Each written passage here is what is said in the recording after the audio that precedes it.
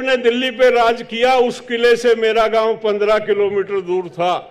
मैं आज भी युद्धवीर सिंह हूं, इसलिए हूं कि मेरी कौम में वो ताकत थी कि उनके हलक में लठ देते थे हमने लाल किला जो आगरे में है उस पे कब्जा किया, उसमें भूसा भर के आग लगाई, भूसा भर के आग लगाई उसके किले में, और उसके दादा की हड्डियों को निकाल के आग के हवाले कर दिया। ये थी जाट की ताकत औरंगजेब के सामने। लेकिन उत्तर भारत की तो गारंटी हम लेते हैं, जब तक जाट मौजूद है किसी से डरने की जरूरत नहीं है। संख्या किसी की कितनी हो जाए, जब तक जाट है सबकी प्रोटेक्शन है और सबको प्रोटेक्ट करेगा जाट।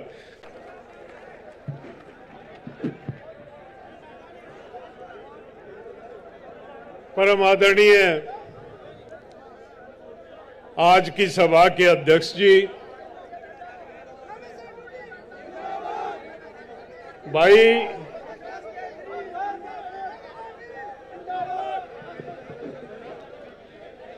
सम्मानित मंच, उपस्थित बिरादरी की सरदारी, माताओं, बहनों व नौजवान साथियों, मुझे पता आप लोग सुबह 10 बजे से आके यहां बैठे हैं और 10 बजे से इस समय तक बैठना ये एक बहुत बड़ी तपस्या। मैं आपका ज्यादा समय नहीं लूंगा।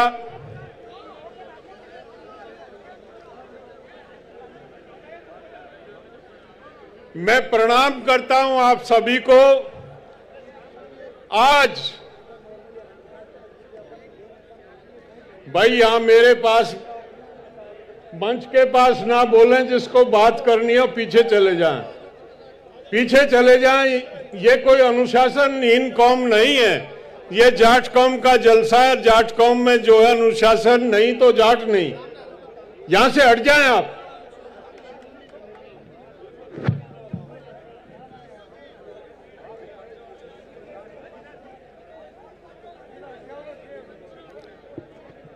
आज इस जाट कुंभ में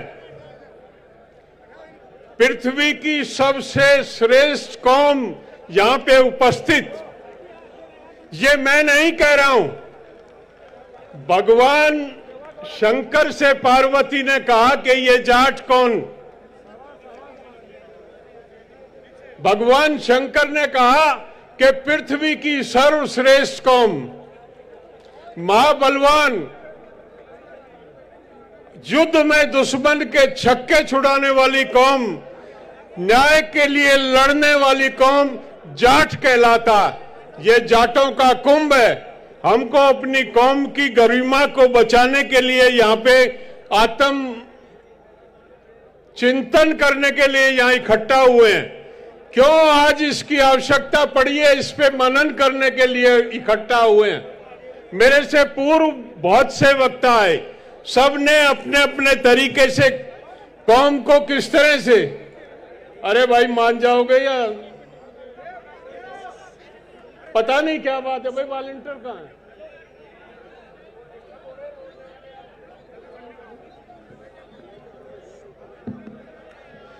बीमारी नहीं है हम लोगों को कि बोलने की बीमारी है, जहां माइक दिखा वहां बोलने लग जाते हैं। हम आए अपने भाइयों से बात करने के लिए, हम आए अपने संगठन के बिहाफ पे कोई एक कार्य नीति तय करने के लिए, जिससे हमारे कौम के नौजवान को दिशा मिल सके। हमको बात करनी है, हमको चर्चा करनी है, हम कहां हैं, हमको जाना कहां है, वो रास्ता कौन सा। गंभीर विषय को लेके चिंतन करने आए। मैं ऑल इंडिया जाट महासभा से पिछले 25 साल से जुड़ा हूं। 1998 में ऑल इंडिया जाट महासभा के अध्यक्ष दारा सिंह को चुना गया। दारा सिंह जी को चुनने के बाद राजा राम जी वहां पे मौजूद थे। यह चर्चा हुई। ऑल इंडिया जाट महासभा के 4 विषय तय किए थे चौधरी छोटू राम जी के जमाने में। ऑल इंडिया जाट महासभा समाज से सामाजिक कुरीतियों को खत्म करने के लिए काम करेगी। ऑल इंडिया जाट महासभा समाज के शैक्षिक उत्थान के लिए काम करेगी। ऑल इंडिया जाट महासभा समाज की आर्थिक उन्नति के लिए काम करेगी। ऑल इंडिया जाट महासभा समाज के राजनीतिक हितों का ध्यान रखेगी। ये 4 मुद्दे मैंने तय नहीं किए हैं, ये चौधरी छोटू राम जी के माध्यम से तय किए गए थे और इन्हीं 4 मुद्दों को लेकर ऑल इंडिया जाट महासभा निरंतर काम करती।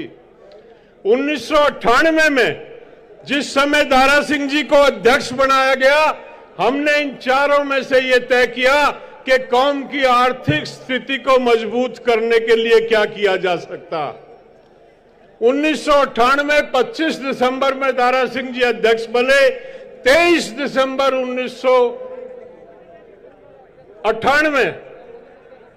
25 सितंबर 1998 में वो अध्यक्ष बने और 23 दिसंबर 1998 में जोधपुर से चौधरी चरण सिंह के जन्मदिन के अवसर पर जाटों को आरक्षण चाहिए, ये लड़ाई शुरू हुई।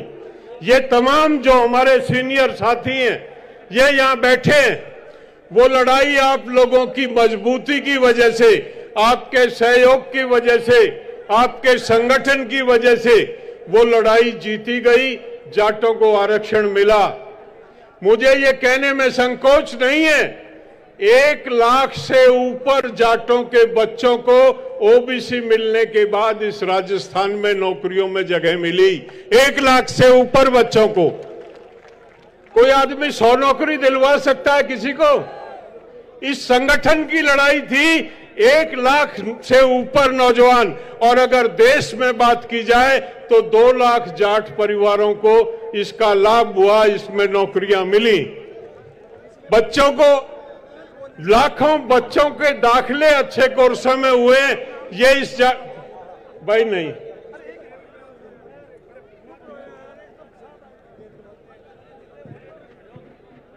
काम जब तक नहीं होगा, संस्था की उपयोगिता क्या? संस्था बनाई क्यों जाती है? संस्था का काम होता है कि वो समाज के हित में कार्य करे, कार्य योजनाएं बनाए। आज फिर ये क्यों नौबत आई? आज हम 23 साल के बाद उसी मैदान में फिर इकट्ठा हैं। कहीं कोई कमजोरी हमारे नेतृत्व को लगी, कहीं ना कहीं कोई खामी आई, कोई सुस्ती आई, कहीं ना कहीं धार कुंद हुई। उस धार को दोबारा से मजबूत करने के लिए ये आज का आयोजन किया गया। जिस तरह का राजनीतिक माहौल, जिस तरह का सामाजिक माहौल देश में बना हुआ, और सामाजिक माहौल में जिस तरह से हमारी कौम का नौजवान बह रहा, ये चिंता का विषय।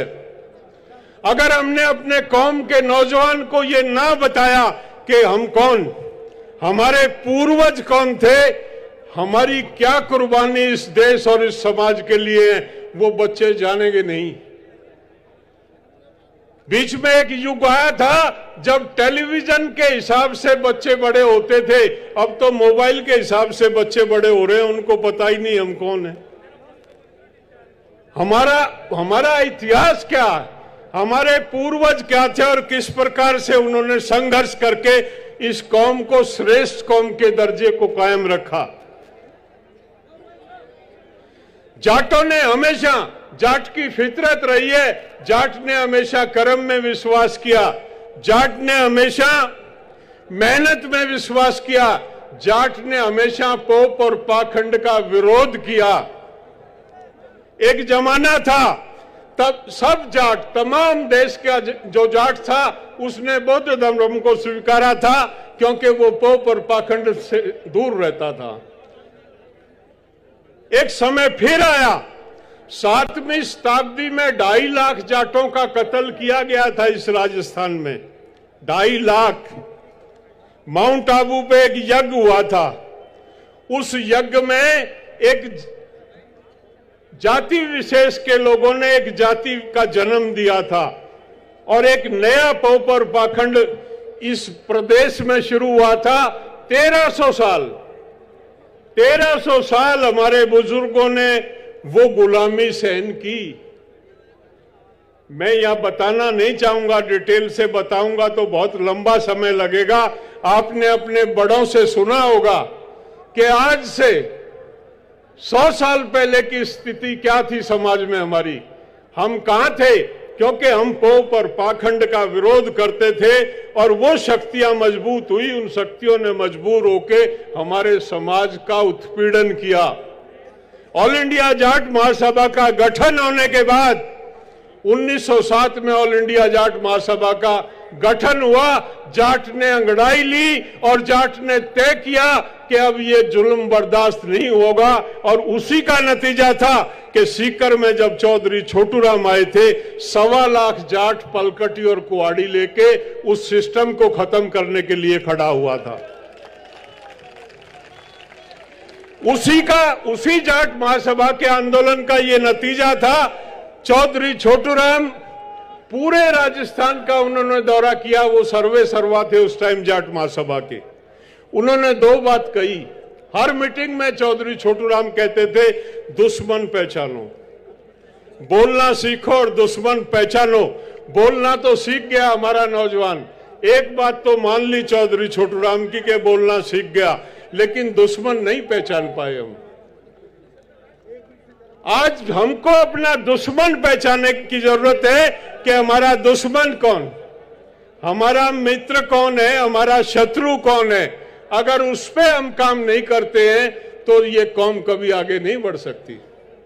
आज जिस तरह का राजनीतिक माहौल है, हमारी कौम को बखेरा जा रहा है, हमारे नौजवान को गुमराह किया जा रहा है, हमको उधर ले जाया जा रहा है जो हमारी नस्ल, जो हमारा डीएनए नहीं है, उस गली में हमको घुसाया जा रहा है। जाट, बहुत से लोग आज कहते हैं आज अगर आपको हिंदू बनना है तो एक दल विशेष का मेंबर बनना पड़ेगा, अगर आप दल विशेष के मेंबर नहीं है तो आप हिंदू नहीं रह सकते। भाई क्यों नहीं रह सकते? कौन हमको सर्टिफिकेट देगा कि हम हिंदू हैं या नहीं है?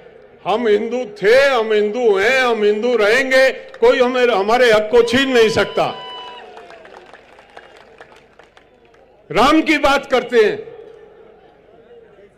हमसे सवाल करते हैं, हमसे बहस करते हैं। हमारा राम सोते राम, जागते राम, बैठते राम, उठते राम। किसान जब खेत जाने के लिए बैलों को खोलता है तो बोलता है ले राम का नाम। जब वो हल पे जुआ रखता है तो वो कहता है ले राम का नाम। जब वो गाड़ी के पंजारे बैठता है तो बोलता है ले राम का नाम। जब भी वो कोई शुभ कार्य करता है तो वो कहता है ले राम का नाम। लेकिन वो कभी किसी मंदिर में पानी चढ़ाने नहीं जाता। देखा है अपने बाप दादा को, अपने को, किसी को? ये अंतर आ गया जाट में। हमारे बाप दादा का राम उनके साथ रहता था, उनकी जेब में रहता था, निकाल के अपने से मिल लेते थे। आज हम राम को ढूंढने के लिए मंदिर में जाते हैं। एक पंडित जी कहता पानी चढ़ा दे। भाई पत्थर की मूर्ति है, ये तो वहां मकराना बनती है, एक कारीगर ने बनाई थी। बोला मैंने इसमें प्राण प्रतिष्ठा कर दी। भाई तेरा बाबू मरा, तने उसको ही प्राण प्रतिष्ठा क्यों नहीं करी? अपनी माँ की क्यों नहीं करी? अपने रिश्तेदारों की क्यों नहीं करी? अगर ऐसा ही प्राण प्रतिष्ठा करने वाला था, वो हमको बेवकूफ बनाता। आज से 50 साल पहले किसी गांव के, जाट के गांव में मंदिर नहीं होता था। शिवालय होते थे जोड़ के किनारे, औरतें थोड़ा सा दूध लेके लोटे में पानी में डाल के जाके उस पर चढ़ा देती थी। कोई उसमें पंडित नहीं होता था, कोई ढोंग और पाखंड नहीं होता था। आज हमारे बच्चों को पता ही नहीं है। आज हमारे बच्चे हरिद्वार जाते हैं, नंगे पैर भागे, कावड़ उठा के ला रहे हैं। अरे तेरे खेत में कावड़ है, तेरे खेत में गंगा। एक चौधरी हर की पेड़ी पे रोहतक की तरफ मुंह करके पानी दे रहा था। भीड़ इकट्ठी हो गई। भीड़ ने देखा बूढ़ा पागल हो गया। उन्होंने कहा, जब वो रुक गया, भीड़ होगी, मजमा लग गया, तो उन्होंने कहा चौधरी साहब क्या बात थी कहने लगा मेरे गेहूं है उनमें पानी दे रहा हूं। कहने लगा खेत कहाँ है आपका? कहने लगा रोहतक है। कहने लगा चौधरी पागल हो गया, 250 किलोमीटर पानी जागा। अरे ये सूरज बोला करोड़ों किलोमीटर दूर है, इस बामण का पानी उड़े जा रहा है तो मेरा रोहतक जाने में क्या लगता। बहुत ही श्रेष्ठ कौम, कर्म प्रधान कौम, जिसने काम किया, जिसने मेहनत का खाया, जो समाज को लेके चलती है, जो किसी का बुरा नहीं चाहती, जो गलत बात में अपने बेटे और भाई के विरोध में खड़ी हो जाती है, जो न्याय के साथ खड़ी होती है, ऐसी श्रेष्ठ कौम है जाट कौम।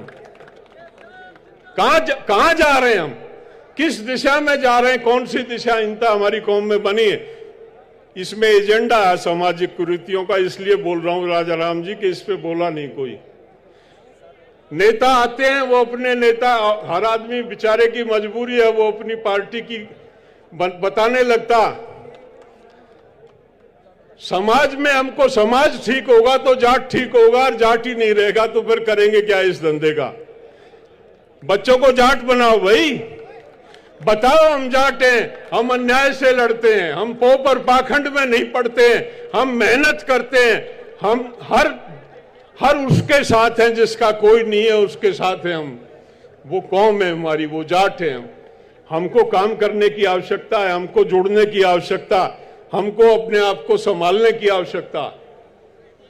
एक सुबह कह रहे थे, एक विधायक जी पूर्व मंत्री थे, वो कहने लगा अगर नियम अनुसार होगा तो कार्य हो जाएगा। अरे आपको नियम तोड़ने के लिए भेजा विधानसभा में, जो नियम हमारे अनुसार नहीं, जो नियम हमारे अनुसार नहीं है उसको बदल दो, इसलिए विधानसभा बनाई जाती है। क्या होता है नियम अनुसार नहीं होगा, लेकिन कमजोर नेतृत्व तो ऐसी बातें करता, नियम बताता। कहीं ना कहीं आपका दबाव कम, लाखों जाट बैठे हैं और नियम बताया जा रहा है। हम देवीलाल जी के साथ रहे, मुझे देश के जो क्रीम थी उनके साथ रहने और सीखने का मौका मिला मुझे। मैं चौधरी चरण सिंह के चरणों में बैठ के मैंने सीखी राजनीति में, 7 साल उनके चरणों में रहा। मैंने कुंभाराम जी के साथ काम किया, मैंने दौलत राम जी के साथ काम किया, मैंने नाथूराम जी के साथ काम किया, मैंने ओड़ा जी के साथ में काम किया, मैंने महेंद्र सिंह टिकैत जी के साथ में काम किया। जो तोप थी हिंदुस्तान में अपने समय की, मुझे सौभाग्य मिला सबके साथ काम करने का। एक दिन हम एक काम से गए, चौधरी देवीलाल जी के यहां बैठे थे, बोला हर्षवर्धन आजा भाई, ये बच्चे आए इस काम के लिए। तो हर्षवर्धन कहने लगा जी ऐसा कोई नियम नहीं है। कहने लगा वो नियम जो नहीं है ना उसको ले आओ, उसको बदल देंगे हम, काम तो यही होगा जो ये कह रहा है। ऐसा नेता चाहिए हमको, ऐसा नेता चाहिए इस कौम को, जो इस तरह से कौम की मजबूती के काम करे। आपको चुन दिया हमने, विधानसभा भेज दिया, आपका दायित्व है। गलत सही क्या होती है? हम कोई सूरज चांद तुड़वा के थोड़ी मंगा रहे हैं। हमारी गली नाली मोहल्ले की जमीन की छोटी मोटी समस्याएं कोई बदली है, कोई थाने तहसील का केस होगा, नियम क्या करेगा उसमें? तेरा काम ये है तू फैसिलिटेट कर लोगों के साथ। तो ये इस तरह की बातें करना हमको बिल्कुल एकदम से बड़ा, कहीं ना कहीं जब दबाव कम होता। हमने आंदोलन चलाया 13 महीने दिल्ली में। जब दिल्ली में आंदोलन कर रहे थे तो हमने घेराबंदी कर ली, 8 नंबर फेल हो गया हमारा, दिल्ली जयपुर रोड। दिल्ली जयपुर रोड का जुआ पकड़ने के लिए कोई तैयार नहीं हुआ। मैं मीटिंग में बैठा था संयुक्त किसान मोर्चे की। मैंने कहा भाई ये बड़े बड़े नेता हैं, पहले तो हरियाणा जो पड़ता है इस बेल्ट में ये योगेंद्र यादव देखेगा, रेवाड़ी क्षेत्र इसका पड़ता है, फिर अलवर वाले देखेंगे, उसके बाद हम आगे वालों को दुखी करेंगे। तो उन्होंने हाथ उठा दिया कि हमारे बस की बात नहीं है। मैंने कहा नहीं है तो इसको जाट महासभा देखेगी, इसको चौधरी राजा राम देखेंगे। 13 महीने राजा राम जी वहां बैठे रहे। इतिहास में पहली दफे नेशनल हाईवे नंबर 8 13 महीने बंद हुआ। ये जाट है, ये जाट की ताकत है, ये जाट का संगठन है।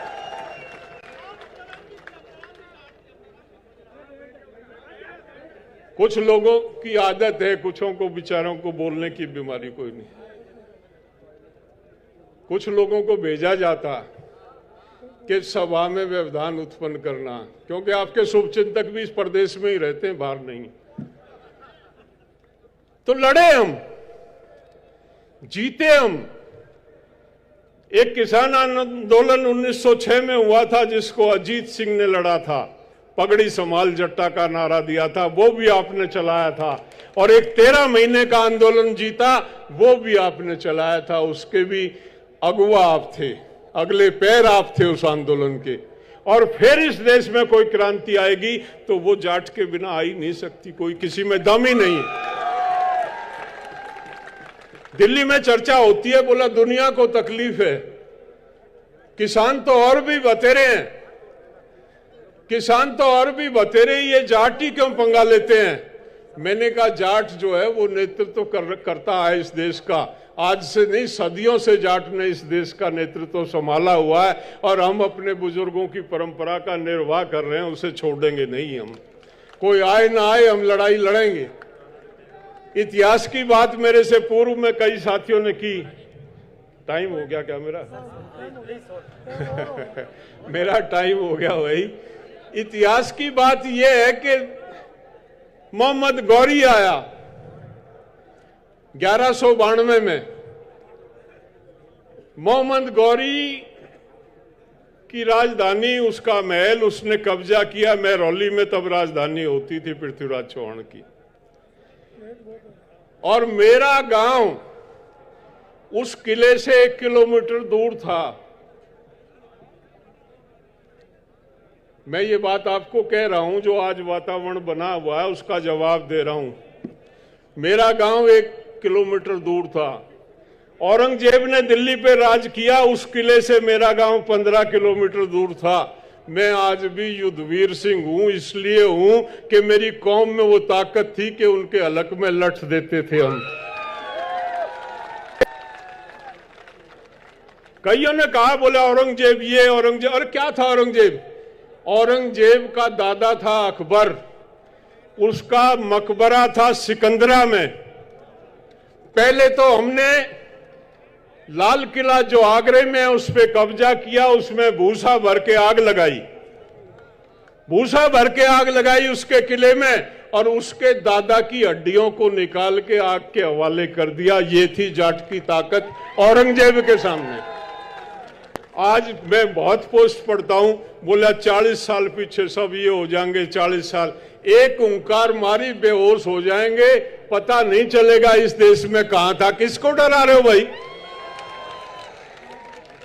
और जो कभी लड़े नहीं उनका क्या मर्द बनाना, और वो क्या मर्द बनेंगे।